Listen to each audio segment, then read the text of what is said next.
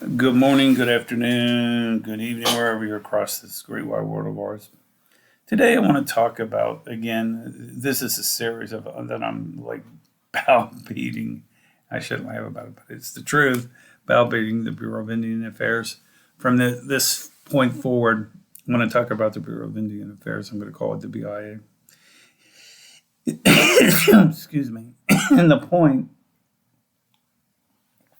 being, when we talk about the BIA, what's going on here is, if anybody studies Native American history or Indigenous people, there's always been this, what I call this historical drama that emerges throughout from the 15th century all the way up to present, where Native American people felt like they're not being treated correctly or honestly.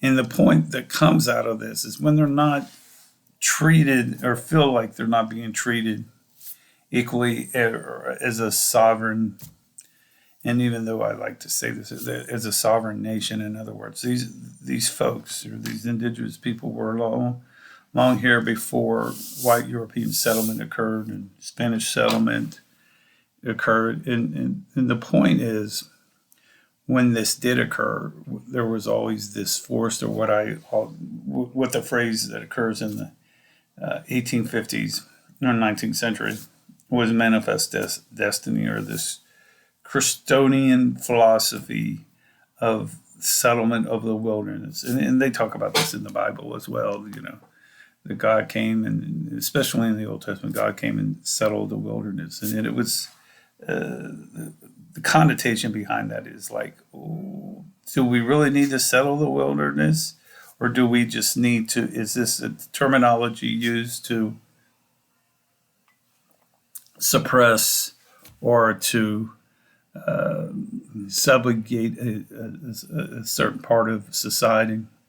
And I see this when it occurs because what we're seeing when we talk about the indigenous people in the United States is always this movement westward off of lands. And then, like I said, when we talk about this, we can go all the way back to King Philip's War in 1654, all the way to in the 20th century, when we allowed them to form casinos, which in my estimation, I understand the concept of the casinos, but to actually, I know it's first medical, social, as well as infrastructure on many of the reservations. But I think this was a misnomer, because I don't think gambling is a solution to many of these reservation problems. I think that the solution is a more positive interaction with the federal government. We don't need high bureaucracy. I mean, when I often think about this, I'm thinking about how we have 12 divisions of the BIA, or regional offices, and then we got a BIA in Washington, D.C., which is really on the East Coast. And technically, the majority of the tribes, I'm not saying tribes exist in the eastern part of the United States, but majority of the tribes exist west of the Mississippi. So why do we have a main office in Washington, D.C., which really, to me, is a fallacy in itself. And I think that's one of the reasons that there's this mistrust or hopelessness by Native Americans, because it's an issue like, well, the federal government, it's the federal government's responsibility to take care of us. And there again, that's another misnomer that I think that needs to be addressed. It's not the government's responsibility. It's personal responsibility or autonomy about these tribes. And in other words, what I honestly feel and believe is just the leadership within these tribes or on these reservations know what's best for their own people, and not necessarily the federal government, because that becomes an issue in itself. Because remember, when this concept of putting people on the reservation was formed, in the 1834. I consider it a form of concentration camps, because really what they did is they forced people off the land, and they put them on areas that were not able for farming and etc. And then we had the 5 civilized tribes in the southeast. But because of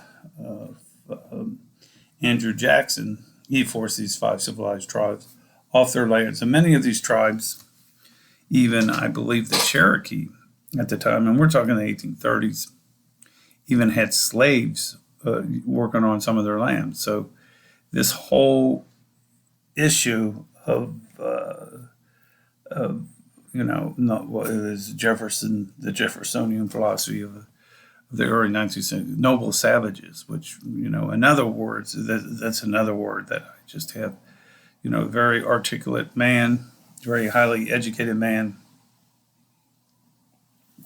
and a very Renaissance man. Actually looked at the indigenous people of the United States and called them noble savages. And when you talk about savage, you talk about something that's wild and crazy and uncontrollable.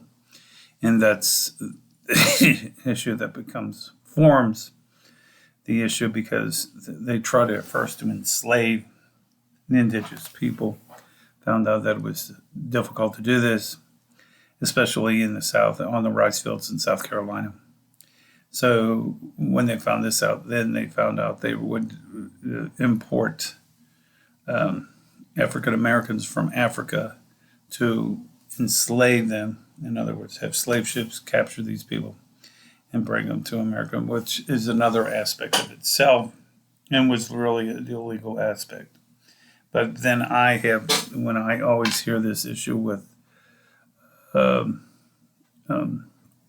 issue on Black Lives Matter, I have an issue on that one in itself, that I think, well, here Native Americans were treated like crap most of their whole, basically from 1565 to almost to present day, because really there's high levels of unemployment, high levels of high school dropout, drug addiction, social problems with sexual abuse, domestic violence, etc.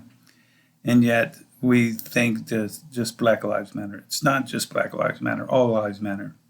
And if you have this, what I call this, I guess, Tibetan or Buddhist philosophy in life, every life matters. Animals, rock, everything has some type of soul. So, that whole issue of Black Lives Matter is just like, it is more or less catering to one segment of the population and not necessarily catering to all people, Asians, indigenous people, immigrants, Latinos, Central American people that are crossing the border. All lives matter. And, this whole border issue is another issue in itself, because this country was founded on immigration and grew on immigration.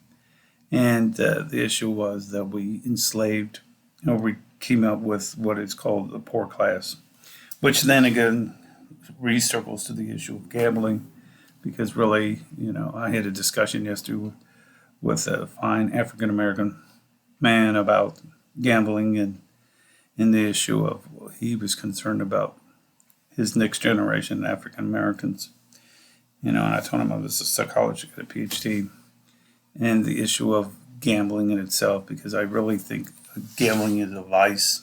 And as much as alcohol is a vice to Native Americans, gambling is a vice. And that's why I said, when the BIA said we were going to put gambling on the reservations, I thought that was a piss poor policy. It was more or less catering to, at the time, the leadership, and not really putting more of a hands-on attitude with the BIA. And there again, this goes to my contention that the BIA needs to be abolished in a new system, because really this whole system was set up in the March 11th of the 1830s.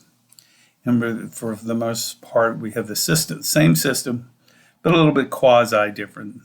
And even though we have a Navajo as head of the Interior Department, really we just should have seen more changes in the last 3 years, 3.5 years, and the changes have not occurred because there's still this mistrust of the federal government. And so, and there's this hopelessness on the reservation still high. And we had the issue with COVID, a lot of deaths because of the not sanitation, and the issue of infrastructure on many of these reservations, which would cost billions of dollars. But, in that case, what we'll do is instead of doing that, we'll send aid and funds to Ukraine, in a country that, for the most part, and for the most centuries, even if you look it up, and Putin does have a legitimate gripe on that Ukraine was always part of the Russian Empire, all the way back to the 16th, 17th century. And yet NATO meddles into a situation that really belongs. It's an issue that needs to be addressed between Russia and the province or the country of Ukraine. There again, I battle with that issue in itself, because it's like, here we are, the United States had a civil war. What would have England or Spain got involved with meddling with our civil war, because there was a division within it? And it's the same analogy. It's okay for people not to meddle with us, but we get upset when people meddle with us, namely with the Civil War. But then when we meddle into areas like Panama and cause this country of Panama, which really belonged to Colombia, et cetera, et cetera. And like I said, forcing indigenous people onto lands that didn't need to be.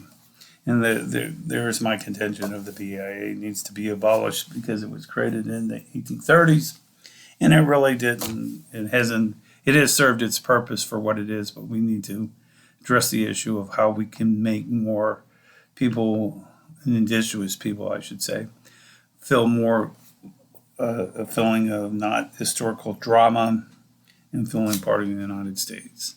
Anyway, and those issues have never been addressed, or they've been what I call, what's the word, whitewashed. So anyway, these are some food for thought concerning the BIA. So please like and subscribe to my channel. Have any comments, please leave them at pthomasmillerpsych@gmail.com. Also, remember, I do have books available on Amazon. The latest book that I did was Water Quality on the Reservation. Anyway, folks, I hope to talk to you soon, and talk to you real soon. Bye.